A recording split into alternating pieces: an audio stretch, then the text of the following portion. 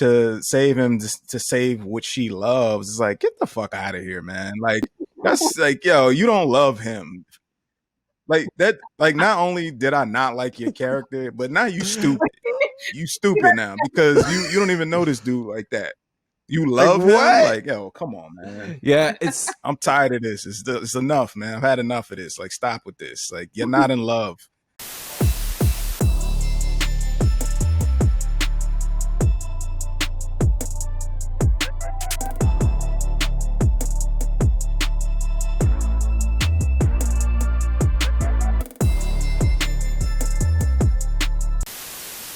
Hello, welcome to Your Favorite Movie is Racist. I'm Chris. I'm Tawny. I'm Miles. We're two blacks and a Mexican here to talk about our favorite movies and why they might be problematic in 2020. We are not experts, but we really love movies, so we figured that qualifies us to have a podcast on the internet. The movies that we've been talking about as we wrap up our first season are the entirety of the Skywalker saga in Star Wars. Our first episode in this little cluster of episodes was about the original trilogy. Then we talked about the prequels last week. And this time we are talking about the Star Wars Sequel Trilogy. The first of the Star Wars movies in the main series to not be produced, created, directed, written in some way, worked on by George Lucas. These movies were made by Disney after they bought Lucasfilm, and started in 2015 with The Force Awakens, and then had the sequel, The Last Jedi, and closed out what was meant to be a closure to the entire Skywalker saga, The Rise of Skywalker. What do we love about the Star Wars Sequel Trilogy? All right, Chris, I'm ready for you. I'm just going to say, like, these movies are far and away the most sophisticated of of anything that has happened in Star Wars. They're sophisticated as fuck. Like, thought went into this. People with big brains planned it. I'm going to talk about two things. The first thing is that BB-8 is fucking dope as fuck. Yeah. There's no... I love Agreed. I love every droid I've ever been introduced to. No fucking astromech droid is cooler than BB-8. Fight me, I will die on this hill. The second thing, that's number one. Number one. The only thing I want to say is that when I went to see The Force Awakens with my sisters, my two sisters, we're all girls, in the theater when The Force Awakens came out. Like, we went to the big fancy theater in LA. Like, we got tickets. I had one of those Yoda backpacks where it looks like he's hanging on to your, it's the look like Yoda hanging on while you run. Yeah. Yeah. I have that. I put my purse shit, like my compact and my lip liner were in there. So, I can't even tell you what it felt like when Rey reached out to that goddamn lightsaber and it blew her hand. Like, there is no feeling. I don't think there's any movie that's ever given me that feeling of like, God damn it. Like, here we go. This bitch. Like, and my sister and I were all there. And like, we're all like educated Latinas or whatever. And we were all there for Rey. And I'm still there for Rey. And so BB-8 and Rey. Yeah. The two. Yeah, I'm probably I'll second that. The love for BB-8 is real. Like, that's the illest droid, just period, to me. Like, I know, like, everybody, R2 is cool, like, and he's done a lot. Like, he's just an important character. BB-8 is that dude, bro. Like, he's like, that's the one. Like, they got it right. Like, if there's one character, I won't even say there's one. There's a bunch of characters I feel like they got right in this series, but there's one that, like, they don't mess up at all, is BB-8. Like, he just always is right. Like, he's perfect. But I mean, the BB-8 love is real. BB-8 is that dude. Like, he's so fire. Like, I mean, like immediately, and I mean, that's a feat in itself to make me like a robot like that doesn't talk, that just it's like, yeah, that's See, most people don't know. Yeah, Miles is normally like the bartender in at Mos Eisley when it comes to droids. You guys not welcome here. but he's like the only other robot I really like in the Star Wars uh like universe is was K2SO, the one from Oh yeah. super dope. Yeah. But other than that, like this, I feel like this series in a lot of ways, or in some ways, this is better than the prequels. And we'll share different points of views about it, but they're better than the prequels. I think like they're expertly like done, put together. Like there's like flaws in them, but they're if you're just talking about how well of films they are constructed, they're made pretty damn well. Like they're made really good. Like it's specifically Force Awakens, which got me hooked. Like from Force Mm-hmm. Awakens, I love the Kylo, Rey, and Poe and Finn. Like those characters are incredible to me. Like I'm so invested in those characters, way more than I've ever really been invested in like the prequel character. I mean, I like Obi-Wan and stuff like that, but these are some of the strongest characters. This is some of the best acting that Star Wars has had, period. Like Star Wars acting is never really the thing that pushes it. It's everything else about it that makes you. The acting is always just okay. The acting in this is they got like real actors for this. And it Mm-hmm. shows like it's Shade. I mean, I'm just saying, like it shows like they got like really strong actors for this. Like because like like the cool thing about Star Wars again is not the acting or the writing or any of that. It's all the other stuff that you're just like kind of into. But man, some of the performances in here, like man, you get with the exception of like there's some performances in the OG trilogy, obviously, where I think Luke like sells me in a lot of moments in the original like trilogy. Like he's kind of the central like figure where I'm along for his journey, like in the original one. And he sells me a bunch of times. Like I believe him. And it's the same, like these characters like give me that feeling. Like I know a lot of people complain about like not having the feels, like because that's what Star Wars is about. It is like if you don't have the feels, just like I don't like it. It's not good. You failed. And it's like I had the feels, man, especially when I saw Force Awakens. I don't know what happened after that, but like Force Awakens and like like it's fun, man. It's a fun ass universe. Yeah. Ditto to all that. Yes, of course, BB-8. BB-8, Ray, and when I think of the sequel trilogy, the characters are really what come forward for me. And yes, the shooting style and cinematography, just to see Star Wars in a very tangible, like you get used to either the originals or the prequels, which had such different aesthetics that it was literally like took you out of this idea that they were all connected. This felt weirdly like that progression of, yes, it feels tangible, it feels lived in, but it also has beautifully done CGI work. It's also like these shots, like I still remember the first time I saw the trailer for The Force Awakens, and that alone was like, oh man, this is gonna be crazy. The shots in the snow in the woods with Kylo Ren and Rey, the those moments when like they're just such clever use, even of like I always think of one of the moments that gives me chills is right before Kylo Ren kills his father, and there's that moment where there's the light coming in. It's like a bluish color, Mm-hmm. and then the color, and then the glow starts to sort of overtake that light, and it turns red on his face, and you know what's going to happen. And it's just such a cool little subtle like way of showing where his head's at. And the acting just layers that on. Adam Driver is probably the best actor to ever be in a Star Wars movie. Adam Driver is Period. fantastic. Period. Yeah. I fucking flip. Like I'm like, if anybody wants to fight me on that, like I hate anybody that's like, Kylo Ren. I'm like, no, motherfucker. Like, that's exactly what Kylo Ren was supposed to be. Like, he's doing exactly You cut him right. off at Like, Kylo. I feel like people that hate that, like, cause I've heard people like feel indifferent about his character, like, he's just a brat, like a whiny, like, I'm like, well, yeah, that's kind of like what the character.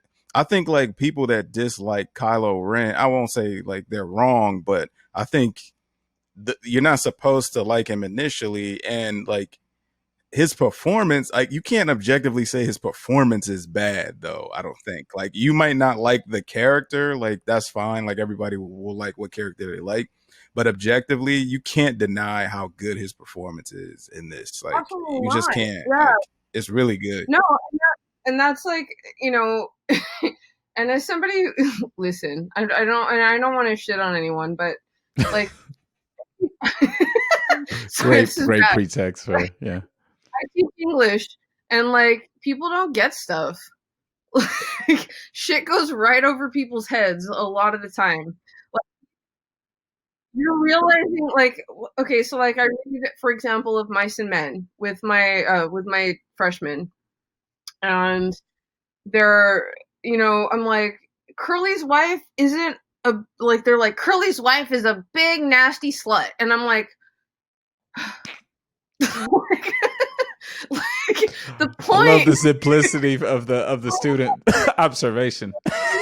the whole point of that character is that she's lonely as hell.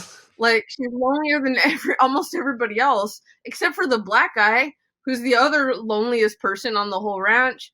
And like you don't like whatever the guys say about her, like doesn't mean it's true. And I'm like, and I told the girls, I was like, have you ever had a boy say something about you? Like, was it true? And they're like, oh. But like American audiences are not terribly sophisticated until you push them to be. I think like and I think I think all audiences are capable of that, and I think that's what this whole like set of sequels was going for, was this sort of sophistication of ideas. Um, you know, that we saw, like the anti-fascism that we saw presented in the first round of movies, and like still went right over people's heads. Well, it's to me, it's more overt. The messages are more overt in the sequel trilogy, and that in some places I felt like it was to its detriment. To be honest, the some of the messages being a little heavy handed, and I think it's because you could get away with heavy handed messages in the originals and the prequels because the whole movies were heavy handed, right? Like the whole thing was heavy handed, whereas these had such subtleties and such clever direction and such great cinematography and such a great presentation that when something did come off heavy handed, it came off even heavier handed. What comes to mind is like the Hitler speech in The Force Awakens, where it was like, Yeah, okay, yeah, I get it. He's Hitler. Yeah, it's super Hitler. Okay. yeah, that's one of the scenes that I was like, when I first saw this movie, I was like, really? I just kept laughing. Like I went to the movies and I saw this like, I don't know, 4 times in the movies when it came out, and like every time that scene, I just thought that was funny because it was just so lame. Like it was. Little did you know, people will respond to that I know, shit. yeah, yeah. I mean, the other thing I'll say too about this series is like the introduction of like of interesting things that we hadn't seen, like the Finn character, like being a storm. I never wondered anything about stormtroopers, to be honest with you. I just was like, yeah, okay, they're the bad guys. They're they're the trivial like Yeah. henchmen that go out and do stuff, and like they never have a name or a face or Yeah, the Foot anything. They're Clan. just Yeah. yeah, they're just guys in white But that, like, you know, they're red shirts. Like they're gonna get shot and killed, and they're not gonna really be anything. And to see that, yo, no, there's people under there, and these are those people. I feel like this. I wish they would have done more with that. With this, like, brilliant, yeah, absolutely, Well, yeah. such a brilliant direction to go in, yeah, and then to like, and again, and we'll get to this later, but Yeah. like to fumble. Well, the first time, I mean, I remember knowing, right, knowing that about the character going into the movie, and still getting kind of chills when the first time he took his helmet off, because it's the first time you've seen it happen in a Star Wars movie, aside from prequels, which those were all clones. but to see a stormtrooper take his helmet off and be traumatized by what they've just seen just added such. That's what I'm saying. Like that stuff added such depth to the entire Star Wars mythos. Literally, like suddenly stormtroopers were people, and like all it took Mm-hmm. was one guy taking his helmet off. And the idea that you could suddenly choose the subtlety of saying like that they were basically child soldiers, like all these little things that are just in there where you're like, ooh, and it's not so much to make you like to try to force you to feel a certain way. It's just like it's interesting lore to learn about that then adds a layer to that moment when which totally became a meme, rightfully so, but was still pretty cool when the guy traitor he's got the thing. Yeah. Because it's like, oh, and this idea of Finn being a traitor and being called out for that, like all that stuff was cool because it's like, again, that first movie, you start thinking like, oh, where are they going to go with this? What's going to happen with him? What role is he going to play in this new yeah, Just like you yeah. said. Like what's the new pattern?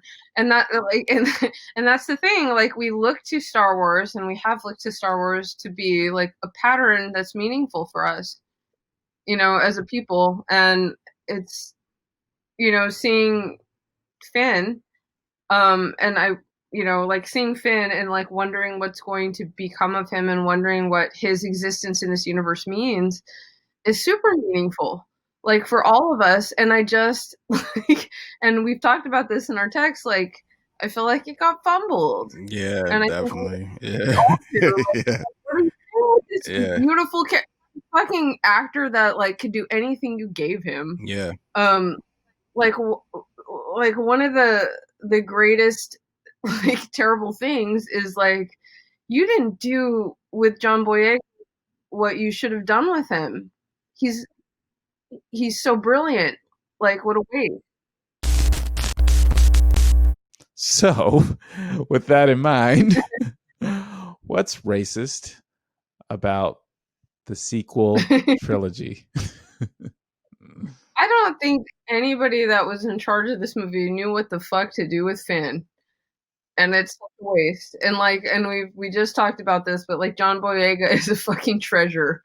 And he was just so ill, like, and I don't think anybody did it on purpose necessarily, but um, like that guy, again, if you haven't seen his other work, like he's fantastic. Like he's everything you want in an action hero, and somebody that and a character that you can get behind. And it just doesn't come through the way that it should in the Star Wars franchise. And Rey's fantastic, um, but I think that like too much of Finn's character is um too much of Finn's character involves or like revolves around his like thirsting for Rey. And I think that I think that he should have been more than that because he's such a fantastic actor. Yeah, it's excessive too. Like when I started counting like how many times in this series, like there's a shot of him screaming Ray at the top of his lungs. And I was like, what's up with that? Like it's like I get like they got the way they met is, fate, and they went through some experiences together where I was like, okay, I get their like connection, like, with each other. But to have that just be a repeating theme for him, that he's just constantly looking, for this girl, like, and he has no, all his motivations, like, are revolving around Ray. Like, what is up with this dude? Like, he does nothing like that is motivated by, like, even his whole reason in Last Jedi for leaving to go find the whatever, the code breaker, whatever the hell that is so that Ray could find her way back. Like, dude, what do you see what's going on? Like, we getting chased right now and we about to die. You sitting up here talking about Ray this whole time. It's like I don't understand. I don't understand like why that they pushed him to just be this person that's just constantly looking for Ray. It's like, what the hell is going on with this? And it just becomes worse as the series goes on. Yeah, it's you because yeah, you're like, why? Like it'd be different if they were somehow connected before, and there was actually like implications in the trailers and the marketing for the Force Awakens and stuff like that, that there was some sort of connection between them. You know, the Force Awakens, there's been an awakening, and like in my head I'm like, oh, maybe he's a Force user, she's a Force user, maybe there's like different things bringing them together. But that's not what materialized. They just met by Mm. happenstance, which was fated in a way, but they have a really good chemistry together. But Hmm. there's nothing indicating, you know, he's even ready to go when she's still with the group, and he's like, yeah, I'm done, I'm not doing this, and he kind of feels compelled to come back because he sees what happens to her. But even that, it's just like, man, why do you care about her so much? I mean, I get it, she's pretty and she's nice, but you don't know Yeah, her. that's what I was like. I ain't mad at that. Like she cute, like, but like the thirst. There's no build up. They haven't been Yeah, like, let them have a relationship before you try to use that as the entire crux of his character's motivation. It's so Yes. weird. And that's it. It's like if that's gonna be that important, like fucking work What is it for with it. Star Wars and characters being obsessed like that? Like Anakin and Padme, it's very similar. Like with no motivation. Like what? Why? Not completely unearned, and we're supposed to be invested in it. Yeah. Like, we're supposed to be invested in it, and that's the second biggest crime is like we're supposed to be invested in that. But I'm like, I don't care about the relationship between Finn and Rey as much as I care about them as individual characters and their development as characters because that's infinitely more fascinating to me. Like Finn as a defecting stormtrooper is way more fascinating. Rey as a fucking Palpatine is way more fascinating than like why even throw that into the mix?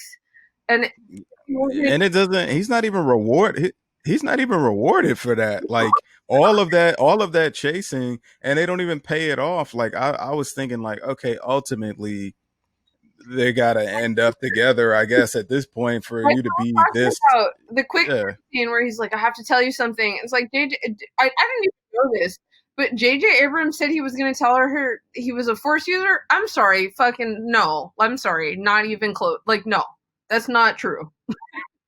Like, that's not. Yeah, that like that's so ridiculous it's because he ridiculous. cle- he clearly is in love with her. Like I'm gonna just say it. He's in love Absolutely. with her. Period. He is. And the thing that's interesting to me is that what I was confused about by the time we get to Rise of Skywalker is they push her towards Kylo Ren, and I don't even see a romantic relationship there blossoming at all. I don't see any really like romantic relationships forming at all within this series. They just by the end of it was like, oh yeah, they wanted to be together. Like they did. Like I just yeah, it seemed like her motivation to me never felt like she was attracted or interested in him in that No. way. It seemed like she wanted to help him because of her connection to Leia and Han, and she felt bad because Han died. And she wants to help their son become good again because she's just inherently a good character. I don't feel like she is thirsty for Kylo. Like, ooh, I'm trying to get that. I don't feel like she's trying to do that at all. I feel like the entire time she's just being pop. She's just she's Ooh, I'm just trying to like get that. being she just seems like she's just trying to do the right thing by the people that helped her. Like Han helped her, Leia helped her. This She became a part of this rebellion. They've like put her on her path, a life path that changed her entire life, and then she's trying to, do the right thing. And then by the end, it's like, yeah, they're in love. Like, what the fuck? Why? I felt more of a connection between the scene with her and Finn and Force Awakens when he's like when they're at Maz Kanata's place and he's like, I'm out of here. And he's like, come with me. And she's like, don't go. She's like on the verge of tears telling him don't go. And I'm like, oh, okay, they got something going on here. They feel something for each other that feels more than just this guy I just met that, we just survived this, situation. I was like, I don't understand like why they would make him that thirsty for her from that point forward. And then he doesn't even get rewarded. Like it doesn't even pay off. It's just the end of Rise of Skywalker. She shows back up. He's just looking for Ray the whole time. Like, where's Ray at? And then she walks. Oh, there she go. All right, cool. I'm good. Movie over. Like what? Like, like what? Are you good? You good? Okay, cool. Yeah. Well, see, I think like that's the thing. So when we talk about, and some might ask, well, why is this racist? Well, here's the thing. Like, and it's not just, oh, he's a black guy and that happened, because you know, it's then you have to sort of think about all of the characters of color in this trilogy. And here's why I have a hard time with it, is because so you get a Latino man to play Poe, you get a black man to play Finn, you get an Asian Korean woman to play Rose. You bring in these characters throughout this trilogy, and you introduce them as if they are important. I remember when, I mean, Poe and Finn were obviously set up as important characters. And Rose Tico was, I remember when The Last Jedi came out and they were doing the Star Wars celebration, and they walked her out on stage and they were like, she's a cool new character. Like, it was a big deal. Same with Janna in Rise of Skywalker. They make a big deal about these new characters of color. And it's Disney's, I won't even say Disney, I'll just say it's Lucasfilm, whatever. It's this narrative that's put forward that, look how diverse our universe is. Look, this is what Star Wars looks like now. This is representative. This is, all that. And then you literally just cast them aside. And John Boyega has come out and openly called them out for that and said, like, hey, look, yeah, you only characters you cared about were Daisy and Adam Driver's characters.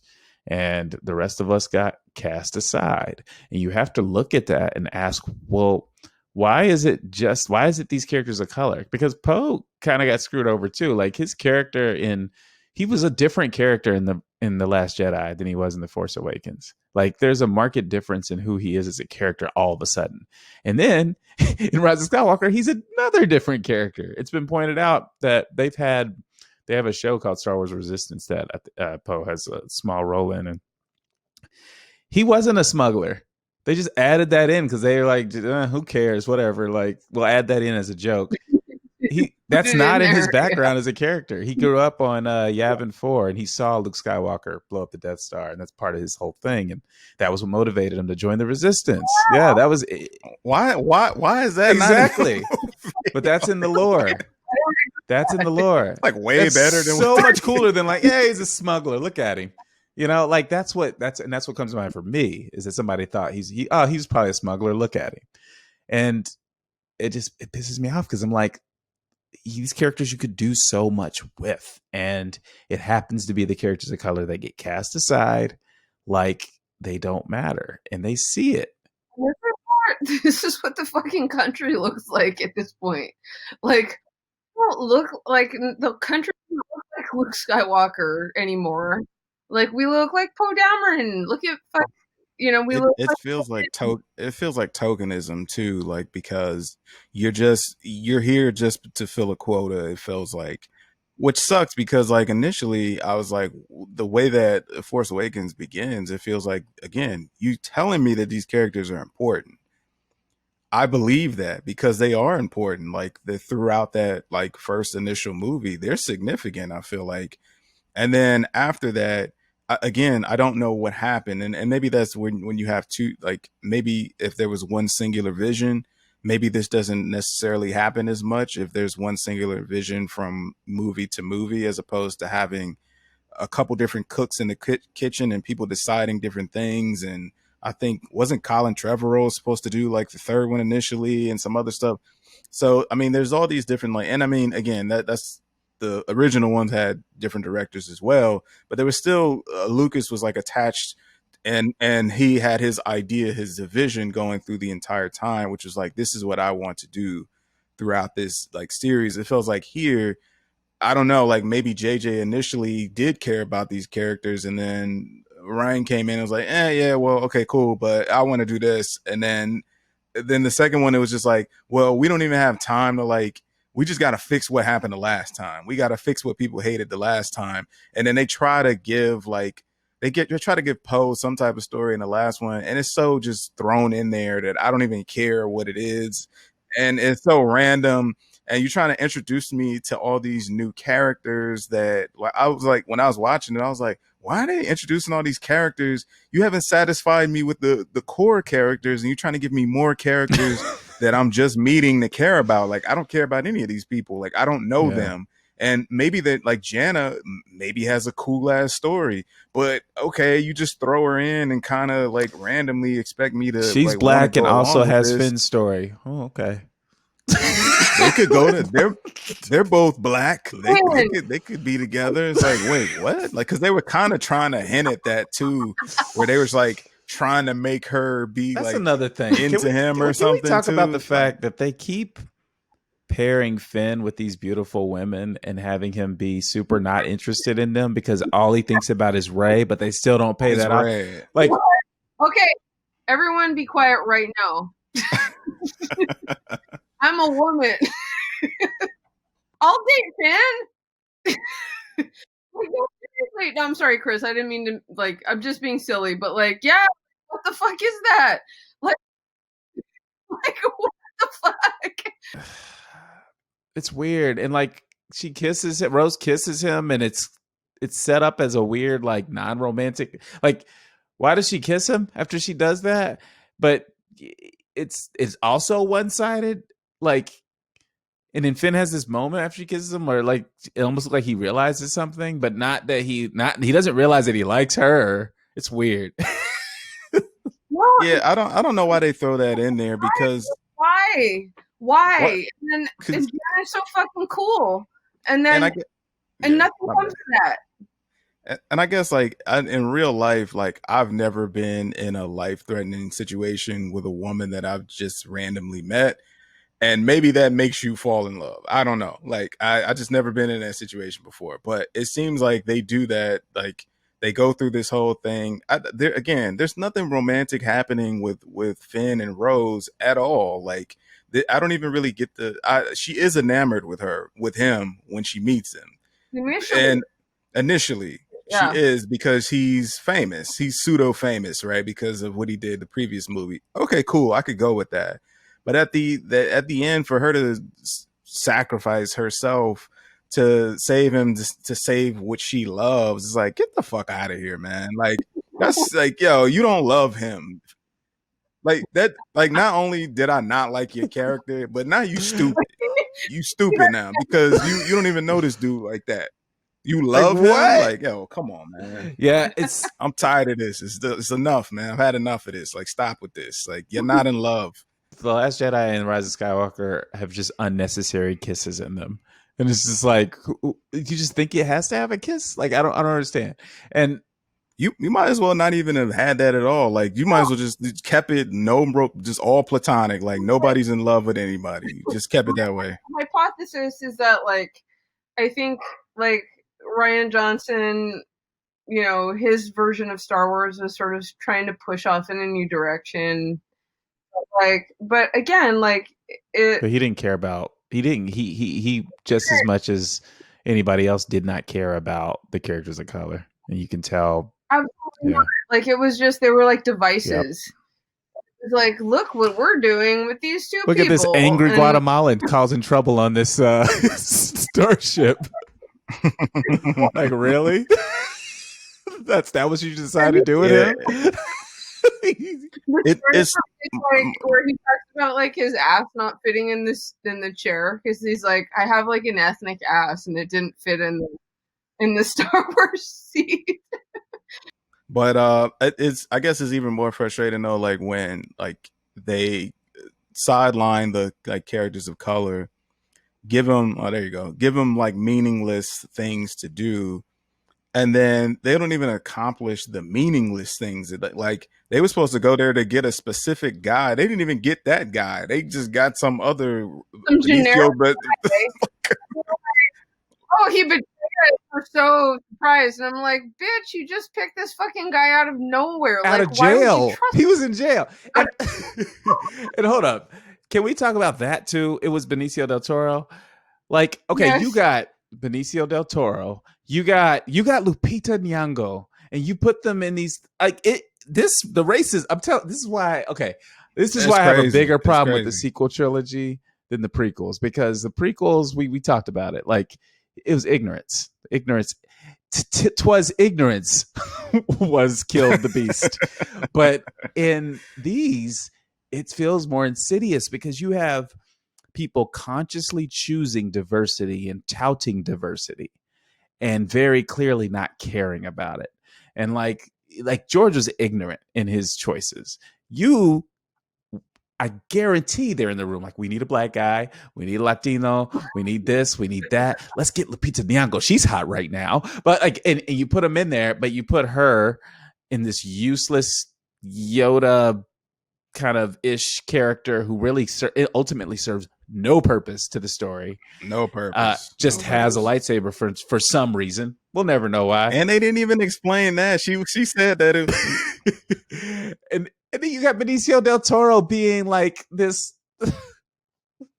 fucking the most useless character in the whole shit. Like, he's just he's a liar. Like, that's all he does. He's a criminal. Like, yeah, what? like Criminal.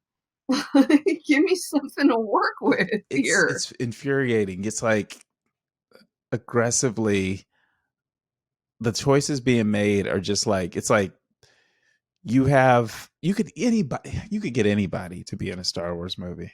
You know what I mean? Yeah, most people want to be. There's a lot of people that are, and I know, like, I think Daniel Craig was like one of the stormtroopers. Like, I think Tom Hardy was a stormtrooper too. Yeah, like people just want to be in Star Wars. Like, great actors. Like, it's just it's beloved by everyone, and you get all these. Again, you get all these. Why do you get all of these phenomenal actors just for no reason to do absolutely nothing with them? I get those people who are just like fans, like, hey, I just want to be a stormtrooper, like, just let me be in it. But you gave these people like prominent, like, well, I won't say prominent, but you gave them speaking roles where they play some sort of purpose to the plot. And like, again, like, it goes nowhere. They go nowhere. They give them meaningless things to do just to say, well, again, it just feels, I'm not saying that this was the thought process. It just feels like this was a quota. Like, it doesn't feel like you actually wanted to like put these characters in there and like tell a story about these characters. It just feels like a quota was filled. Yeah, and it's like, I think we could all like walk away from it and acknowledge that like the sort of general narrative is anti-fascist. You know, like that's always sort of what has like that's always been an underlying thing in Star Wars. But when you point to specifics, it's like they didn't know what to do with their characters of color. And I don't know why that happened. I don't know if like it was because the right people weren't consulted or whatever. Like, I don't know what the reasons were, but like, you're coming out with this big statement that's essentially anti-fascist, and you're not really dealing with like what actual fascism is.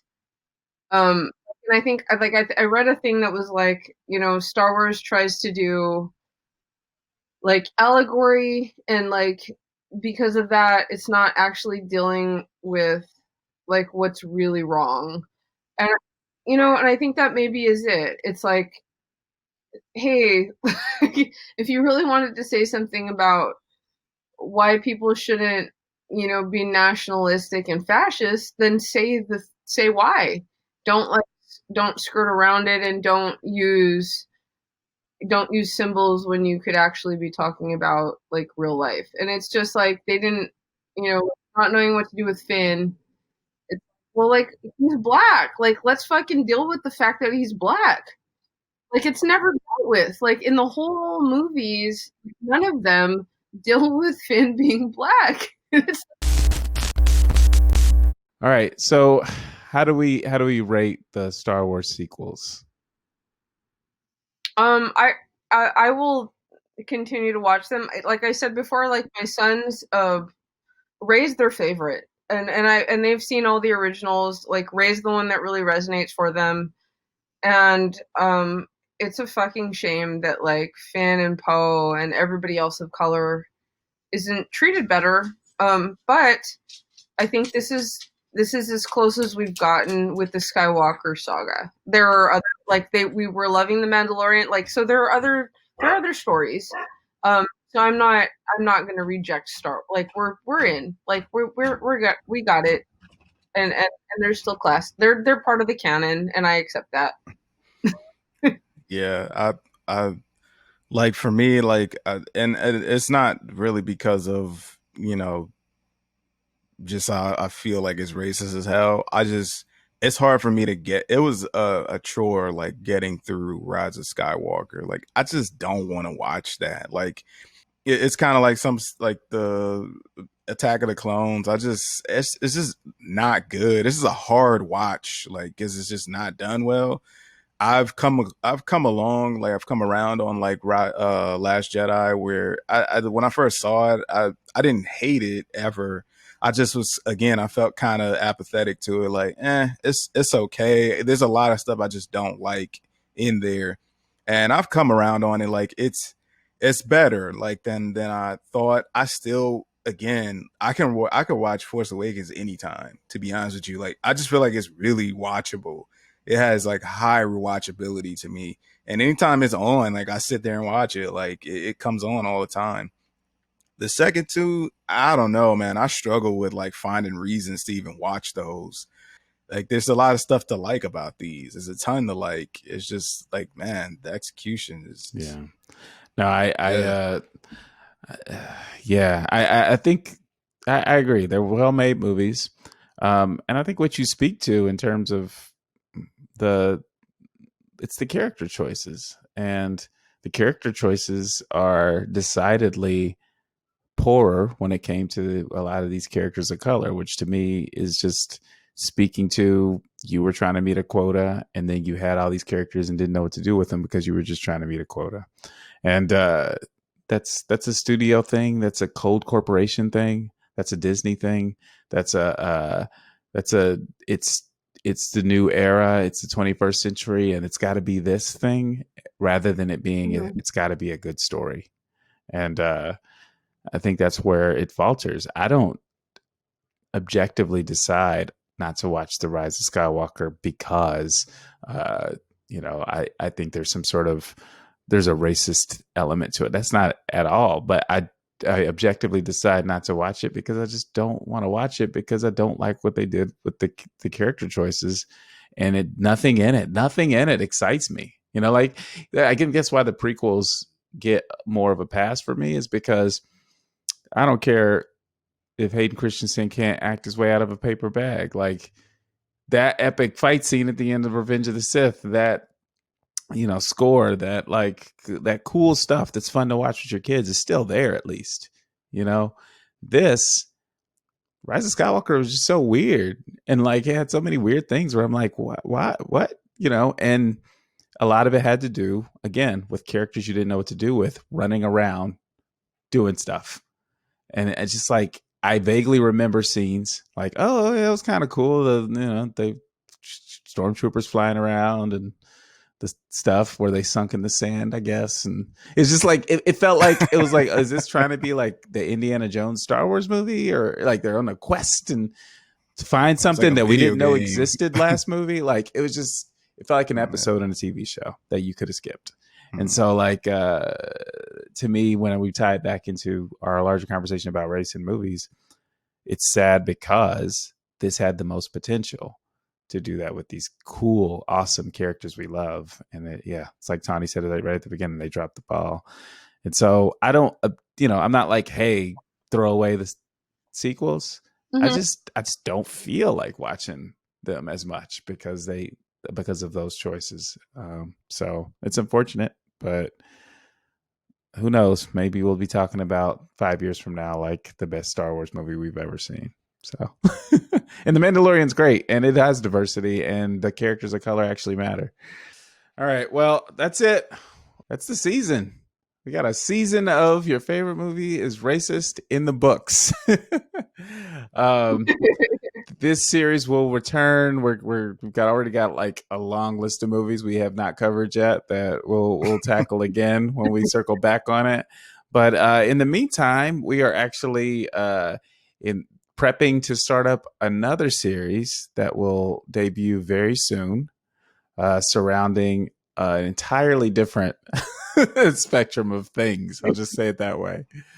And so we're excited to do that. But in the meantime, please take the time to leave a comment, share this video, check us out on Spotify, on Apple Podcasts, pretty much anywhere you can find a podcast. We are. Throw us a rating because that helps as well. And just let your friends know about this show. We're super excited to do this. It's a lot of fun. We just had this idea to come together and start talking about movies, and somehow racism also became a part of it. But I think it's because we feel like it's a needed conversation that needs to happen. And we hope to have possibly educated you in some way throughout the season. We've definitely educated each other. We've definitely learned from some of the folks who have watched and listened to this series. We've learned like what we missed an episode later. And so it's been a really great experience, I think, for us. And so just thank you to everyone who has joined us, who's enjoyed this show. And I won't say we'll see you next time because I guess we will see you next time. It'll just be a different show. So we'll see you next time.